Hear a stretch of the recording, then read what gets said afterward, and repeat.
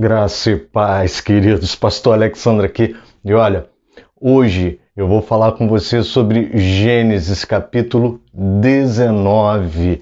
E olha, é um texto que marca, é um texto conhecido, é um texto que todo mundo vai lembrar, mas eu quero tratar ele com você. Então olha, vou colocar a vinheta para passar. Enquanto a vinheta passar, não esquece não. Curte, compartilha, se inscreve no canal, manda o canal para alguém. Não é para ficar famoso, é para a gente espalhar a palavra de Deus. Logo depois da vinheta, vem comigo que eu vou te explicar Gênesis capítulo 19. Amém, amado?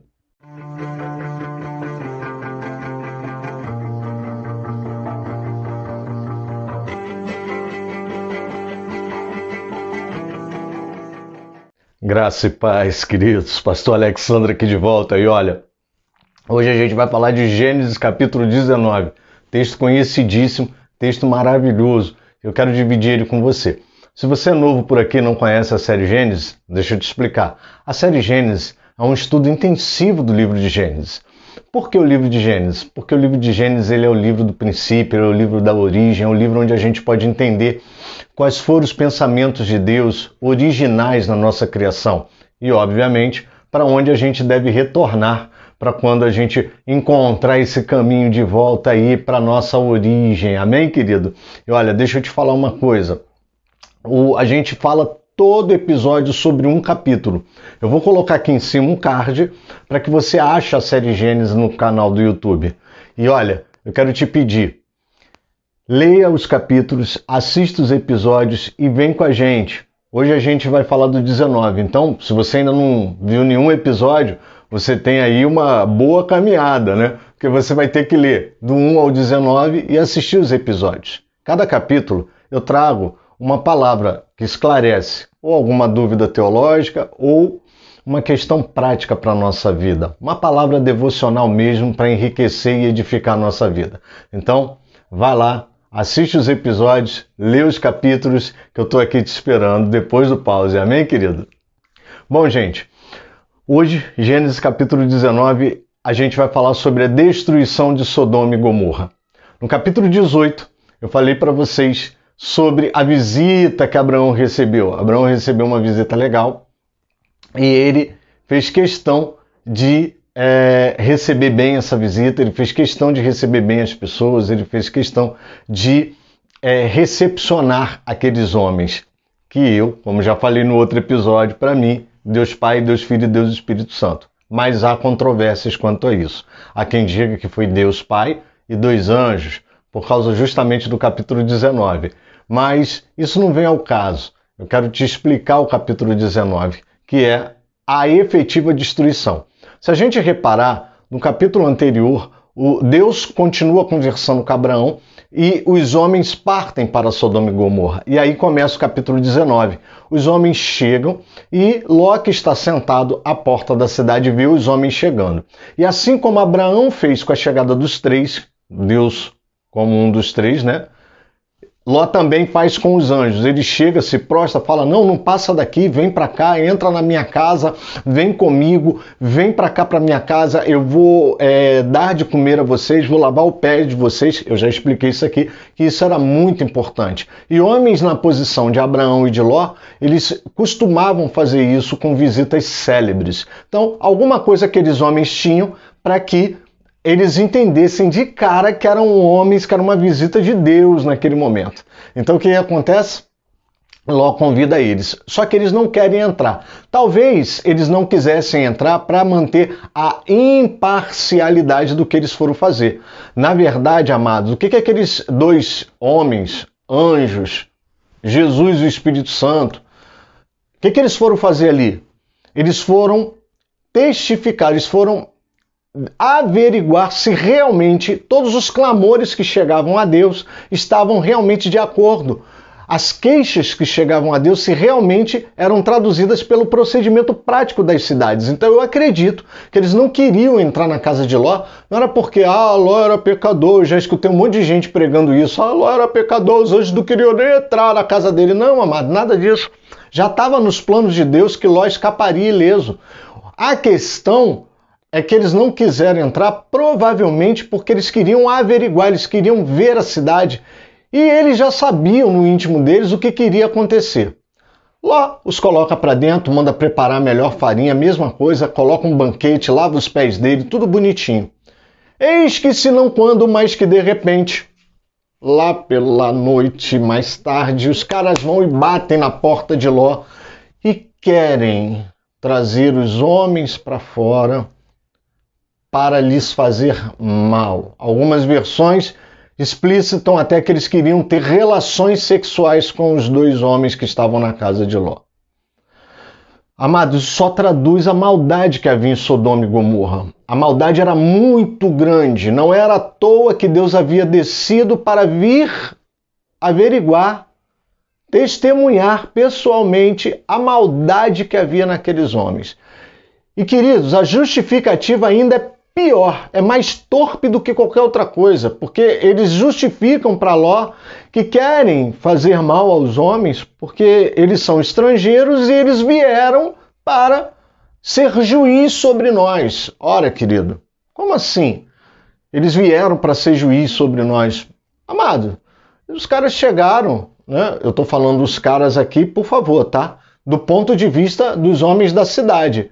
Aqueles dois homens chegaram, ninguém os conhecia. Como é que dois homens iriam dominar sobre uma cidade? Na verdade, queridos, isso era o peso da culpa que já habitava sobre os moradores de Sodoma e Gomorra. E guarda isso, a primeira lição. Quando nós andamos com culpa, infelizmente, quando nós caminhamos com culpa nas nossas cabeças, querido, nós já achamos que tudo que vai acontecer é para nossa condenação. Haverá sempre um juiz sobre as nossas vidas, porque nós já andamos culpados. Na verdade, a nossa consciência já nos condenou. Então, qualquer coisa que aconteça de diferente sobre nós já achamos que são juízes vindo sobre nós. Mas, na verdade, o pecado que habita em nós, a maldade que habita em nós, ou seja, a maldade que habitava naqueles homens, o pecado que habitava ali latentemente, já acusava eles de alguma coisa. Então, a justificativa era muito torpe. E eu não consigo entender, querido, eu quero trazer isso para você, o seguinte, a falta de pudor. Ou seja, por esses homens serem estrangeiros, terem chegado na cidade e eles acharem que eles seriam juízes sobre eles, eles queriam ter relações sexuais com esses caras. Amado, isso não entra na nossa cabeça. Eu sempre aconselho, eu sempre falo em alguns aconselhamentos que eu tenho em relação a questões desse tipo de relação homoafetiva, eu sempre digo que um dos maiores problemas que ninguém gosta de falar, hoje os pastores apanham muito quando falam sobre isso, é a perda do pudor. A perda do pudor talvez seja uma das piores características que existe nesse tipo de relação. A perda do pudor. Talvez por isso você não entenda por que tantos pastores falam, tantos pastores protestam. Um dia desses nós vimos nas redes sociais um pastor de renome, né, dizendo sobre a questão da coabitação. Por que não ter homossexuais dentro da igreja coabitando e tendo as práticas religiosas como todos os membros? E uma das explicações vem disso, amado, a perda do pudor. Então, amado, por favor, não entenda mal o que eu estou explicando. Eu apenas estou pegando o texto bíblico para que vocês entendam que a Bíblia ela já traz essa prática homoafetiva de forma muito séria e como uma característica de falta de pudor, como a dos homens de Sodoma e Gomorra. Acontece que Ló, no afã de proteger aqueles homens, porque a partir do momento que eu hospedava alguém na minha casa, a pessoa que estivesse debaixo do meu teto, ela estava sob os meus cuidados. Ou seja, Ló se preocupa e vai até o lado de fora de sua casa para tentar amenizar, acalmar os ânimos. Ló sentiu que a coisa ia dar ruim. Ló vai para o lado de fora, tenta acalmar os ânimos, só que os caras estão irredutíveis. E diz que estavam à porta de Ló desde pequenos até grandes, de meninos até homens. Isso é para você ver a contaminação, a perda do pudor era generalizada na mente, na cabeça daqueles homens. Ló chega ao ponto de oferecer as suas 2 filhas virgens para que eles pudessem fazer o que eles quisessem, mas eles não queriam. Eles queriam ter relações sexuais com os 2 homens, anjos, ou quem sabe até o próprio Deus dentro da casa de Ló.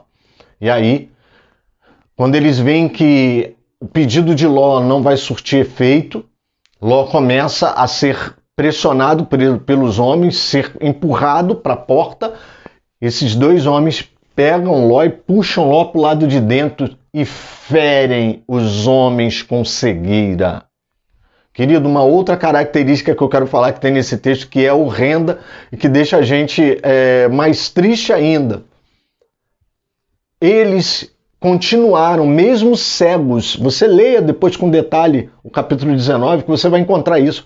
Mesmo cegos, eles continuam tentando invadir a casa de Ló para ter relações sexuais com os anjos, ou com os homens, seja lá como você queira interpretar.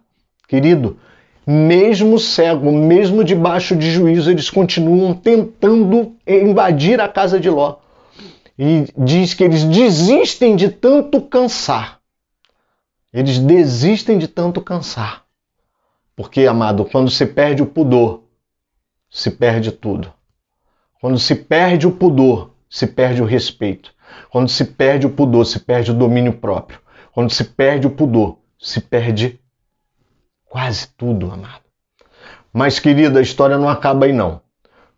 No dia seguinte, logo pela manhã, os anjos viram para Ló e falam: olha, pega os teus genros, pega as tuas filhas, pega a tua mulher e sai daqui.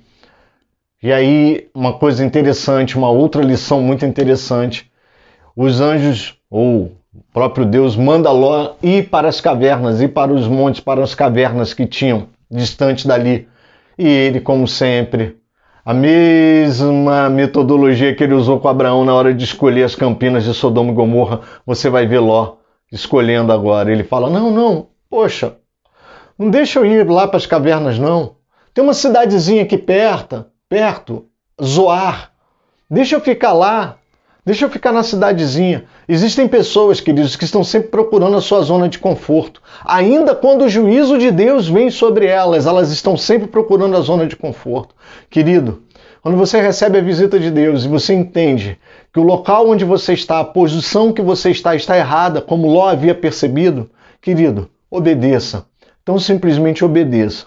Mas aqueles homens, usando de grande misericórdia, como o próprio Ló fala, né, visto que vocês usaram de tão grande misericórdia para comigo, com a minha vida, né, eles permitem que ele vá para a cidade. Por que que ele fez esse pedido formal aos homens? Porque ele não queria que aquela cidade fosse destruída. Havia um interesse próprio de Ló naquela cidade e para aquela cidade não ser destruída, porque não adianta ele sair de Sodoma e Gomorra e Zoar ser destruída logo em seguida. Então ele queria ter a certeza daqueles homens que eles não destruiriam Zoar para que ele pudesse fugir para Zoar. E aí os homens dão a palavra a ele, né? E ele vai até Zoar e ali ele fica. Mas acontece, querido, que eu quero ler um trecho para você muito conhecido, que eu quero que você entenda, tá? Eu vou ler a partir do verso 23 do capítulo 19. Diz assim, olha: o sol estava nascendo sobre a terra quando Ló entrou em Zoar. Então o Senhor fez chover enxofre e fogo sobre Sodoma e Gomorra. Isso veio da parte do Senhor, desde os céus. Ele destruiu aquelas cidades e toda a campina, e todos os moradores das cidades e os que nasciam na terra. E a mulher de Ló olhou para trás e virou uma estátua de sal. Na manhã seguinte, Abraão se levantou de madrugada e foi para o lugar onde tinha estado na presença do Senhor. Abraão olhou para Sodoma e Gomorra e para toda a terra da campina e viu que da terra subia fumaça, como se fosse uma fumaça de uma fornalha. Assim, quando Deus destruiu as cidades da campina, Deus se lembrou de Abraão e tirou Ló do meio da destruição, quando subverteu as cidades em que Ló tinha morado. Querido, esse pequeno texto ele vai trazer algumas coisas para a gente que eu quero finalizar esse vídeo dizendo para você.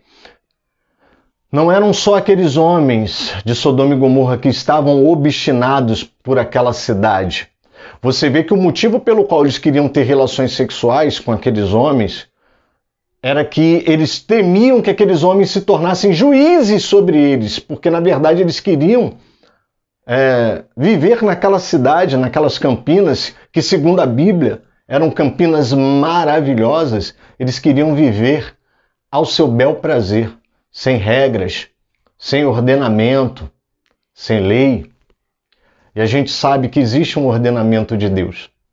Em qualquer lugar desse universo que não exista uma Constituição federal, não exista um código de conduta de uma sociedade, um código moral básico, queridos, sempre vai haver uma norma de conduta chamada ética e bom senso. Sempre vai haver. É o limite da convivência daquelas pessoas que vão determinar algumas regras de conduta. E existe, basicamente, o sustento de qualquer código de conduta de relacionamento, que é um ordenamento de Deus. Basta que você veja e leia a Bíblia, amparado pelo Espírito Santo, que você vai entender que existe um ordenamento de Deus que inspira e que nos dá essa capacidade de entender os limites de relacionamento, aquilo que é certo, aquilo que é errado, é o básico. E eles queriam viver completamente livres. Aquilo era tão bom para a carne deles, que aquilo fez com que eles tentassem invadir a casa de Ló para subjugar aqueles homens, para provar para aqueles homens através do coito, de uma relação sexual, de que eles eram poderosos. Veja bem, amado, eu agora estou sendo bem claro com vocês como aconteceu. E mesmo assim, diante disso tudo, assistindo tudo isso da sua sala, a mulher de Ló teve coragem de olhar para trás. Quando já estava em Zoar, ela olhou para trás. E esse olhar para trás não foi um olhar para trás de e olhei para trás sem querer. Não, querido. Foi um olhar para trás de sentir falta. Foi um olhar para trás de destruir a minha cidade. Poxa, foi um olhar para trás de era tão bom lá. Foi um olhar para trás de, poxa, eu queria ter ficado lá. Poxa, lá eu era livre. Lá eu era liberto. Lá eu tinha tudo. Lá era bom demais. Cuidado, querido. Tem muita gente que está achando que tem a sua vida livre, liberta, liberada, que faz o que quer, que pode fazer o que quer. E quando Deus chegar para fazer juízo, mesmo te tirando dessa situação tão complicada, ainda assim vai ter gente que vai sentir falta e vai olhar para trás e vai voltar e vai para lá, para a imundícia. Cuidado, querido. Cuidado com o que você olha para trás. O passado ele pode até nos servir como lição. O passado ele pode nos servir como uma construção para que a gente alcance um futuro melhor. Não caia nos mesmos erros.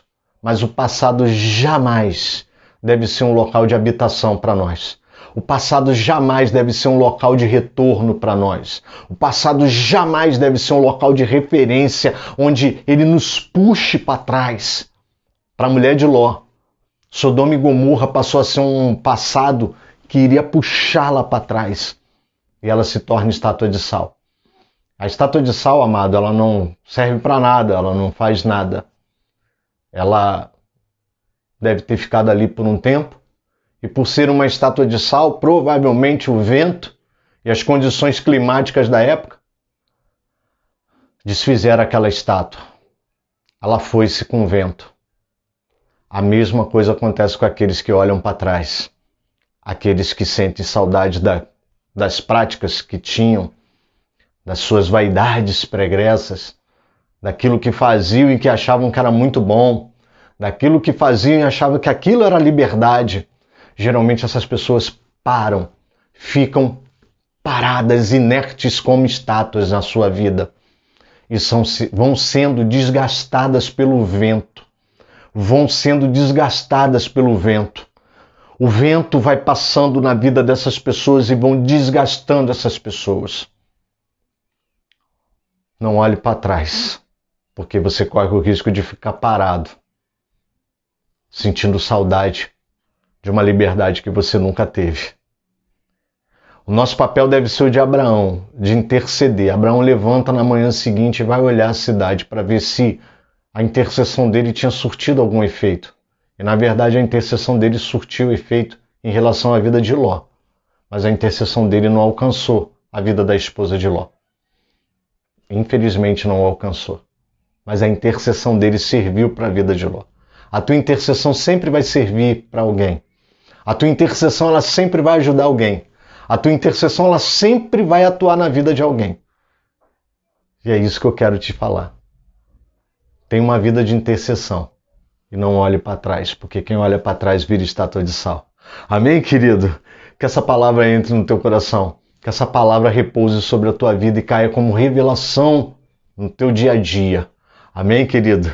Fica com Jesus e olha, não esquece não, curte, compartilhe o canal, vamos espalhar a palavra de Deus. Amém, amado?